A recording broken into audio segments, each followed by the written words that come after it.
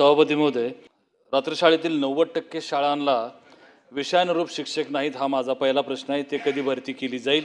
दुसरा प्रश्न आहे की एका बाजूला शालेय बाह्य विद्यार्थ्यांना रात्रशाळेत सामावून घेण्याचं शासनानं प्रयोजन केलं, पण सरळ पोर्टलवरती 18 वर्षाहून अधिक वय असलेल्या विद्यार्थ्यांची तिथं नोंद होत नाही.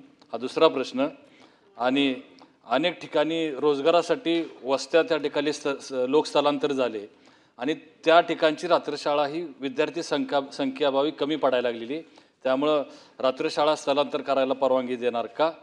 हा तिसरा प्रश्न. आणि चौथा प्रश्न की केवळ वर्ग उपलब्ध होतात, पण त्या शाळेमध्ये प्रयोगशाळा, ग्रंथालय आदी भौतिक वस्तू ज्या असतात त्या रात्रशाळेमध्ये उपलब्ध नाहीत. ह्या 4 प्रश्नांचं उत्तर सरकारने द्यावं ही विनंती. सन्माननीय सदस्य रणजितसिंह मोहिते पाटील यांनी जे रात्रशाळेबद्दल प्रश्न उपस्थित केलं, एक की विषयानुसार त्या ठिकाणी शिक्षक उपलब्ध नाही, लवकरात लवकर उपलब्ध झाले पाहिजे.